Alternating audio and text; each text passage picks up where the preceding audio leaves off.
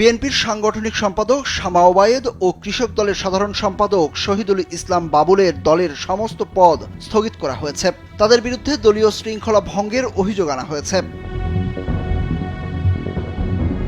বুধবার বিএনপির সিনিয়র যুগ্ম মহাসচিব রুহুল কবির রিজভীর সই করা এক চিঠিতে তাদের পদ স্থগিত করা হয়। বিএনপির কেন্দ্রীয় দপ্তর সূত্র গণমাধ্যমকে জানিয়েছে, ইতিমধ্যেই এই দুজনের পদ স্থগিতের বিষয়টি জানিয়ে দেওয়া হয়েছে। এর আগে বুধবার ফরিদপুরের নগরকান্দা বিএনপির দুই গ্রুপের মধ্যে সংঘর্ষে একজন নিহত হয়। আহত হওয়ার খবর পাওয়া গেছে অন্তত 10 জনের।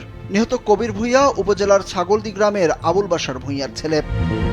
স্যান্ডেলিনা সো, রূপচর্চায় আভিজাত্য।